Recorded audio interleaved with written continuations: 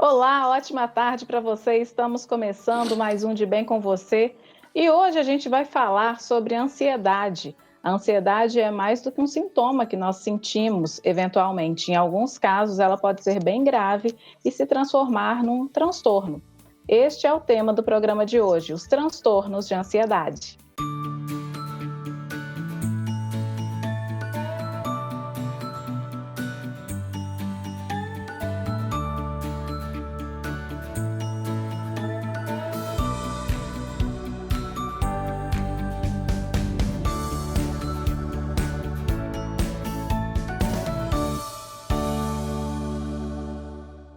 Quando a gente busca a palavra ansiedade no dicionário, ela está ligada à aflição, à perturbação, à angústia, a algum sentimento ruim por causa de uma incerteza. Enfim, ela está vinculada a qualquer contexto de perigo. Mas quando a gente procura saber sobre a ansiedade no contexto técnico, ela significa algo até bom para a gente, em certa medida. Ela nos ajuda.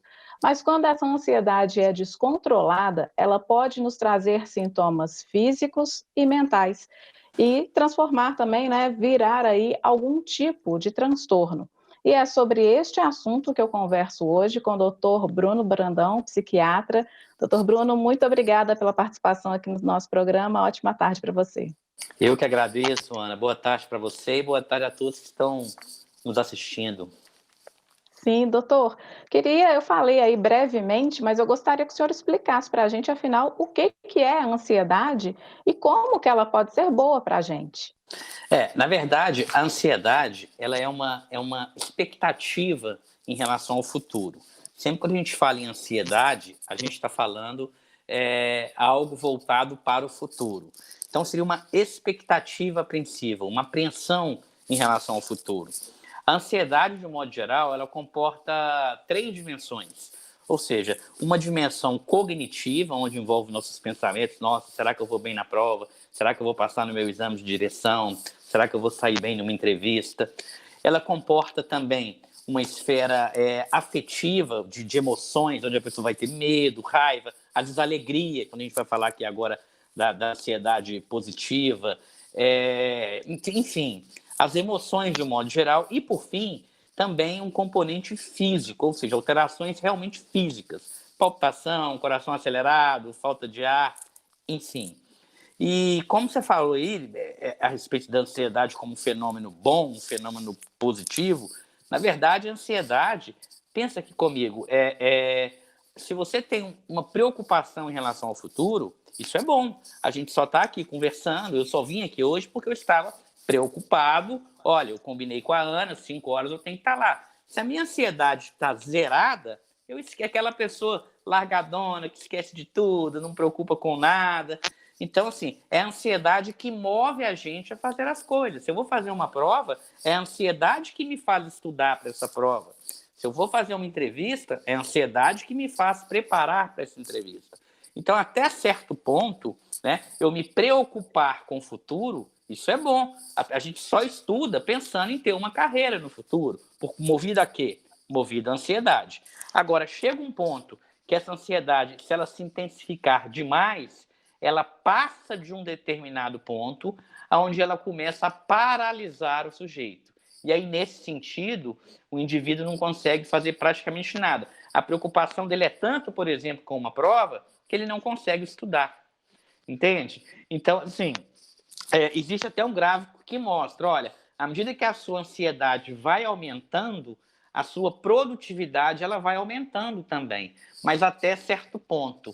Passou desse ponto, você já começa a não produzir absolutamente nada, e aí você vai ter impacto na sua esfera profissional, pessoal, nas relações de casamento, relacionamento, enfim. É interessante que durante a sua fala eu me lembrei de uma coisa muito recorrente, não sei se hoje, né, mas era muito recorrente nos processos seletivos, né? O recrutador perguntava defeitos. E eu me lembro que uma vez eu fiz um processo seletivo e o recrutador falou assim: defeitos, mas não vale falar perfeccionismo e ansiedade. As pessoas veem a ansiedade como uma coisa muito negativa, né? Sim, sim. As pessoas veem a ansiedade como negativa, porque, na verdade, o que chama. a forma como... o que a gente está falando aqui, Ana, é dar nome a sentimentos. Então, o nome que a pessoa expressa determinada reação que ela está tendo, nem sempre é o nome. Como uma pessoa nomeia determinado sentimento, nem sempre é o nome que nós médicos nomeamos. O próprio termo depressão, ele se tornou corriqueiro muitas vezes como sintoma de, como tristeza, não a síndrome depressiva. Eu estou meio deprê, hoje eu estou meio para baixo, eu estou meio deprimido. E isso, na linguagem do paciente, ele não está se referindo ao quadro depressivo que a gente conhece. Da mesma forma, a ansiedade. Então, o paciente ele tem transtornos de ansiedade, ou seja, uma ansiedade patológica, ele não fala, olha, eu tenho uma ansiedade patológica do tipo tal, tal, tal. Ele simplifica, eu tenho ansiedade. E como aquela ansiedade patológica ela gera muito desconforto, ele associa a ansiedade a algo ruim. Quer um exemplo de uma ansiedade que pode ser, que talvez as pessoas vão se identificar bem? Aquela ansiedade da paixão, né? Quando você está conhecendo alguém, você tem um encontro à noite. Como eu falava das dimensões, né, da ansiedade, as três, a cognitiva, a afetiva e a física, nesse caso a pessoa pode ter as três, mas muitas vezes é um frio na barriga que dá ali, mas aquele frio gostoso, né? Olha, nossa, já são 8 horas, eu marquei com ele ou com ela 9 horas da noite. Aquilo é uma ansiedade. Claro que se for muito extrema também, impede a pessoa, às vezes, até de ir no encontro, passar mal. Mas, enfim, esse eu acho que é um exemplo, como que a gente está falando aqui, de uma ansiedade que acaba sendo uma ansiedade até gostosa, assim, para muitos, né? Uhum. E uma ansiedade que também ninguém consegue viver nela por muito tempo, né? Ela tende a passar porque também vem, acho que de encontro com aquilo que o senhor falou, à medida que a ansiedade aumenta, a produtividade aumenta, mas até um certo ponto, né? E eu acho que, guardadas as proporções, nessa questão dessa boa ansiedade, é basicamente isso. Ninguém aguenta ficar nesse estado de ansiedade por muito tempo, né? Perfeito sua colocação, né? Então a gente tem que analisar isso não só para ansiedade, mas para praticamente tudo na saúde mental. A gente analisa 3 aspectos. A gente analisa a frequência, que é isso aí que você está falando. Não, a frequência, a duração, que é isso aí que você está falando. Olha, dura o tempo todo. É muito frequente, é quase que diário, né? E a intensidade. Então, esses 3 aspectos eles têm que estar presentes. A duração é um tempo significativo, é frequente e é intenso. Normalmente, quando não tem esses 3 aspectos, a gente nem vai pensar em transtorno. Mas uma coisa que que ajuda muito a gente a identificar se é transtorno ou não é também a proporção. É proporcional? O que eu estou sentindo é o proporcional ao evento, entende? Uhum. Então, assim, se eu vou ter um evento muito estressante, espera-se às vezes que eu vou estar muito ansioso. Uma cirurgia grave de um ente querido, se eu estou tendo vários sintomas de ansiedade, aquilo muitas vezes nem é considerado patológico, porque o evento ele é significativo. Olha, meu pai vai passar por uma cirurgia que tem um alto risco, assim, assim, assim. Eu estou ansioso, na época de Covid, um parente meu está na UTI com um estado grave, eu estou muito ansioso. Então, é proporcional, né? Agora, meu filhinho vai ter uma provinha ali de matemática, não sei o quê, e eu estou a ponto de morrer por conta disso. Não é muito proporcional. Então, a questão da proporção também a gente tem que levar em conta, até mesmo para diferenciar o que é um sentimento normal, um fenômeno normal, de um fenômeno patológico. Mas a gente está chegando num ponto, né?